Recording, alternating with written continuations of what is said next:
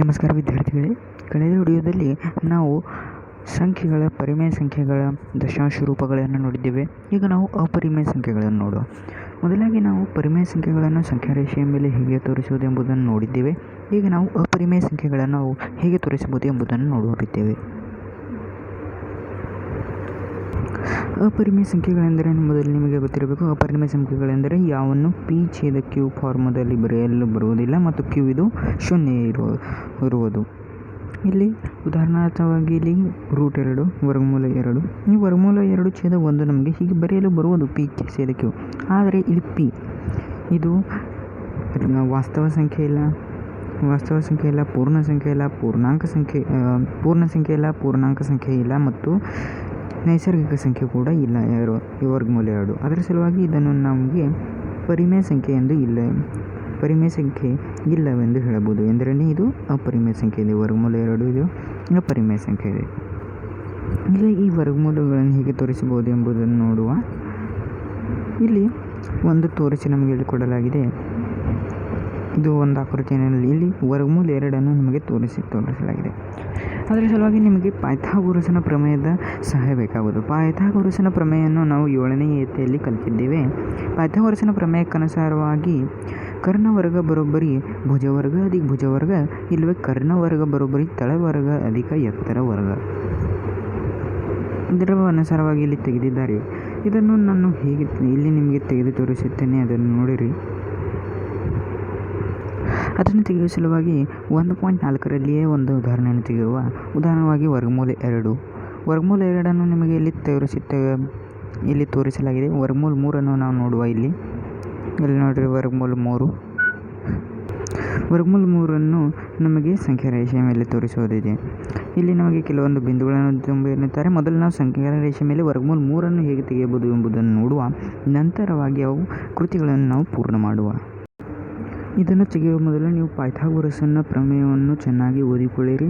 ಅದ ನಂತರವೇ ನಿಮಗೆ ಇದು ತಿಳಿಯುವುದು. ಅದರ ಸಲುವಾಗಿ ನೀವು ಪೈಥಾಗೋರಸನ ಪ್ರಮೇಯವನ್ನು ಚೆನ್ನಾಗಿ ಮೊದಲು ಓದಿಕೊಳ್ಳಿರಿ. ಈಗ ನೋಡ್ರಿ ಅದನ್ನು ಹೇಗೆ ತೆಗೆಯಬೇಕೆಂದು. ಮೊದಲು ಒಂದು ಸಂಖ್ಯಾರೇಷೆಯನ್ನು ತೆಗೆದುಕೊಳ್ಳಬೇಕಾಗುವುದು. ಸಂಖ್ಯಾರೇಷೆಯನ್ನು ಮೊದಲು ತೆಗೆದಿದ್ದು ಈ ಪ್ರಕಾರವಾಗಿ ನೋಡ್ರಿ. ಇಲ್ಲಿ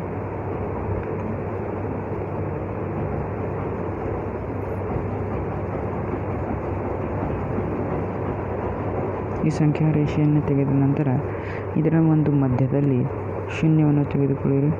ಈ ಶೂನ್ಯದ ನಂತರ ಈ ಶೂನ್ಯ ಬದಿಯಲ್ಲಿ 2 ಅಥವಾ 3 ಸೆಂಟಿಮೀಟರ್ ಬದಿಯಲ್ಲಿ ಒಂದು ತೆಗೆದುಕೊಳ್ಳಿರಿ ಮತ್ತು ಅಷ್ಟೇ ಅಂತರದ ಮೇಲೆ ನೀವು 2 ಕೂಡ ತೆಗೆದುಕೊಳ್ಳಿರಿ. ಈ ಪ್ರಕಾರವಾಗಿ ಇದರ ನಂತರ ಈ 1 ಮತ್ತು 2 ಎಷ್ಟು ಬಿಂದುಗಳ ಮೇಲೆ ತೆಗೆದುಕೊಂಡಿರೋ ಅಷ್ಟೇ ಅಂತರದ ಮೇಲೆ ಈ ಬದಿಯಲ್ಲೂ ಕೂಡ -1 ಮತ್ತು -2 ತೆಗೆದುಕೊಳ್ಳಿರಿ. ಇಲ್ಲಿ -1 ಮತ್ತು ಇಲ್ಲಿ -2 ತೆಗೆದುಕೊಂಡಿರಿ. ಅದರ ನಂತರ ನೀವು ಮೊದಲು ಇಲ್ಲಿ ಎಷ್ಟು ಅಂತರ ತೆಗೆದುಕೊಂಡಿರಿ? ನಾನು ಇಲ್ಲಿ 3 ಸೆಂಟಿಮೀಟರ್ ಅಂತರವನ್ನು ತೆಗೆದುಕೊಂಡಿದ್ದೇನೆ. ಈಗ ನೀವು 1ರ ಮೇಲೆ ಒಂದು ಲಂಬವನ್ನು ತೆಗೆಯಿರಿ. 1ರ ಮೇಲೆ ಲಂಬ ಹೇಗೆ ತೆಗೆಯಿರಿ ನೋಡ್ರಿ. 1ರ ಮೇಲೆ ಒಂದು ಲಂಬ ತೆಗೆಯಿರಿ.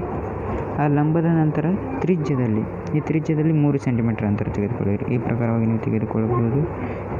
ಇದರ ಮೇಲೆ ಒಂದು ಇಡಿರಿ ಮತ್ತು ನಂತರ ಇದರ ಮೇಲೆಯೂ ಕೂಡ ಇಲ್ಲಿ ಬರುವಂತೆ ಇಡ್ರಿ ಮತ್ತು ಇಟ್ಟ ನಂತರ ಇಲ್ಲಿ ಹೀಗೆ ತೆಗೆಯಿರಿ. ಈ ತೆಗೆದ ನಂತರ ಈ ಬಿಂದುಗಳನ್ನು ಜೋಡಿಸಿಕೊಳ್ಳಿರಿ. ಉದಾಹರಣೆಗಾಗಿ ಇಲ್ಲಿ ಈ ಬಿಂದುಗಳನ್ನು ನಾನು ಇಲ್ಲಿ ಜೋಡಿಸುತ್ತಿದ್ದೇನೆ. ಈ ಜೋಡಿಸಿದ ನಂತರ ಇಲ್ಲಿ ಒಂದು ಹೆಸರನ್ನು ಕೊಡಿ. ಉದಾಹರಣಾರ್ಥವಾಗಿ ಇಲ್ಲಿ ಕೂಡ ನೀವು ಹೆಸರು ಕೊಡಬೇಕು. ಇಲ್ಲಿ ನಾನು ಎ ಅನ್ನು ಕೊಡುತ್ತೇನೆ ಮತ್ತು ಇಲ್ಲಿ ಬಿ ಅನ್ನು ಕೊಡುತ್ತೇನೆ. ಮತ್ತು ಎ ಮತ್ತು ಬಿ ತೆಗೆದುಕೊಂಡಾಗ ಈ ತ್ರಿಜ್ಯದ ಒಂದು ಪಾಯಿಂಟನ್ನು ನೀವು ಇಲ್ಲಿ ಇಡಿರಿ ಮತ್ತು ಇನ್ನೊಂದು ಪಾಯಿಂಟನ್ನು ಬಿ ಮೇಲೆ ಇಡಿರಿ. ಬಿ ಮೇಲೆ ಇಟ್ಟ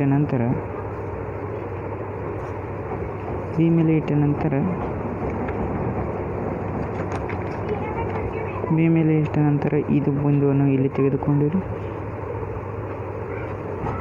ಇದು ಒಂದು ಇಲ್ಲಿ ಹೀಗೆ ಎಳೆದು ಬಿಡಿರಿ. ಎಳೆದ ನಂತರ ನಿಮಗೆ ಇಲ್ಲಿ ದೊರೆಯೋದು √2. ನಂತರ ಇಲ್ಲಿ ಒಂದು ಲಂಬ ತೆಗೆದುಕೊಳ್ಳಿರಿ.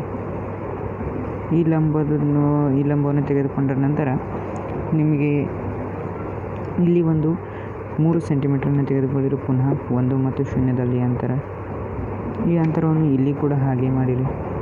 ಹಾಗೆ ಮಾಡಿದ ನಂತರ ಇಲ್ಲಿ ಕೂಡ ಹೀಗೆ ರೇಷೆ ತೆಗೆದುಕೊಂಡಿರಿ. ಈ ರೇಷೆಯನ್ನು ಶೂನ್ಯಗೆ ಜೋಡಿಸಿರಿ. ಈ ಶೂನ್ಯಗೆ ಜೋಡಿಸಿದ ನಂತರ ಈ ಶೂನ್ಯ ಮೇಲೆ ಈ ಪಾಯಿಂಟನ್ನು ಇಡಿರಿ. ಈ ಪಾಯಿಂಟನ್ನು ಇಟ್ಟ ನಂತರ ಇಲ್ಲಿ ಹೀಗೆ ತೆಗೆದುಕೊಳ್ಳಿರಿ. ಪುನಃ ತೆಗೆದುಕೊಂಡಾಗ ಇಲ್ಲಿ ನಿಮಗೆ ಪುನಃ ತೆಗೆದುಕೊಂಡಾಗ ಇಲ್ಲಿ √3 ಇಲ್ಲಿ ದೊರೆಯುವುದು. ಈ ಪ್ರಕಾರವಾಗಿ ನೀವು ಇದನ್ನು ಬರೆಯಬಹುದು. ಈ √3 ಇಲ್ಲಿ ನಮಗೆ ದೊರೆತಿದೆ. ಇದರಲ್ಲಿ ಕೆಳಗೆ ಯಾವ ಪಾಯಿಂಟ್ಗಳನ್ನು ಬರೆಯಬೇಕು ಎಂಬುದನ್ನು ನಾನು ನಿಮಗೆ ಹೇಳ್ತೇನೆ. ಅದನ್ನು ನೋಡಿರಿ. ಅದರ ಮೊದಲು ನೀವು ಈ ಪಾಯಿಂಟನ್ನು ಸಿ ಎಂದು ಹೆಸರು ಕೊಡಿರಿ.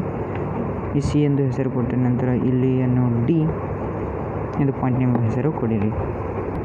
ಇದರಲ್ಲಿಯ ಒಂದು ಮಹತ್ವದ ಎಂದರೆ ಇದು ಒಂದು ಅಂತರವಿದೆ. ಇದನ್ನು ನಾವು ಎಷ್ಟು ಇದೆ ಅಂತರವಿದೆ, ಇದು ನಾವು 3 ಸೆಂಟಿಮೀಟರ್ ತೆಗೆದುಕೊಂಡಿರಿ. ಆದರೆ ಅದು ಮೂಲಮಾನದಲ್ಲಿ ಒಂದೇ ಅಂತರವಿದೆ. ಇದು ಕೂಡ ಒಂದು ಇದೆ, ಇದು ಕೂಡ ಒಂದು ಇದೆ ಮತ್ತು ಇದು ಅಂತರ √2 ಇದೆ. ಈಗ ಮುಂದಿನ ನೋಡಿರಿ. ಈ ಪ್ರಕಾರವಾಗಿ ನಾವು √3 ಸಂಖ್ಯಾರೇಷೆಯ ಮೇಲೆ ತೋರಿಸಬಹುದು. ಈ ಸಂಖ್ಯಾರೇಷೆಯನ್ನು ತೆಗೆದು ತೋರಿಸಿದ ನಂತರ ಇಲ್ಲಿ ನಮಗೆ ಕೆಲವೊಂದು ಬಿಂದುಗಳನ್ನು ಕೊಡಲಾಗಿದೆ. ಅದರ ಪ್ರಕಾರವಾಗಿ ನಾವು ನೋಡುವ. ಇಲ್ಲಿ ಕೂಡ ನೋಡಿರಿ, ನಾನು ಹೇಳಿದ ಪ್ರಕಾರ ಇಲ್ಲಿ ನಿಮಗೆ ಇಲ್ಲಿ √2 ಮೇಲೆ ಒಂದು ಲಂಬವನ್ನು ತೆಗೆದಿದ್ದಾರೆ. ಈ √2 ಮೇಲೆ ಒಂದು ಲಂಬವನ್ನು ತೆಗೆದ ಮೇಲೆ ಇಲ್ಲಿ ಒಂದು ಅಂತರವನ್ನು ತೆಗೆದುಕೊಂಡು ಅದನ್ನು ಓಗೆ ಜೋಡಿಸಿದ್ದಾರೆ ಮತ್ತು ಇಲ್ಲಿ ತ್ರಿಜ್ಯವನ್ನಿಟ್ಟು √3 ತೆಗೆದುಕೊಂಡಿದ್ದಾರೆ. ಈ √3 ಮೇಲಿಂದ ಈಗ ನಮಗೆ ಇಲ್ಲಿ ಹೆಸರುಗಳನ್ನು ಭಿನ್ನ ಕೊಡಲಾಗಿದೆ. ಅಂದರೆ ಹೆಸರುಗಳಲ್ಲಿ ಯಾವುದೇ ಹೆಸರನ್ನು ತೆಗೆದುಕೊಂಡರೂ ಅದರಲ್ಲಿ ಏನೂ ಬದಲಾವಣೆ ಆಗುವುದಿಲ್ಲ. ಇಲ್ಲಿ ಒಂದು ಆ್ಯಕ್ಟಿವಿಟಿಯನ್ನು ಕೊಡಲಾಗಿದೆ ನೋಡಿರಿ. OQ ಬರೋಬ್ಬರಿ √2 ಇದೆ. ಈ OQ ಬರೋಬ್ಬರಿ √2 ಇದೆ. ಮತ್ತು QR ಎಲ್ಲಿದೆ ನೋಡಿರಿ. QR ಬರೋಬ್ಬರಿ 1 ಇದೆ. ಪಾಯ್ಥಾಗೋರಸನ ಪ್ರಮೇಯಕ್ಕನುಸಾರವಾಗಿ OQ ವರ್ಗ ಕರ್ಣವರ್ಗ ಬರೋಬ್ಬರಿ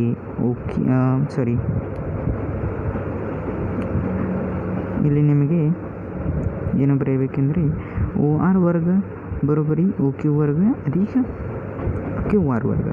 ಇದರಲ್ಲಿ ನಾವು ನೋಡ್ರಿ, QRದ ಅಂತರವಿದೆ 1, OQದ ಬೆಲೆ ಇದೆ √2 ಮತ್ತು QR ಇದೆ 1.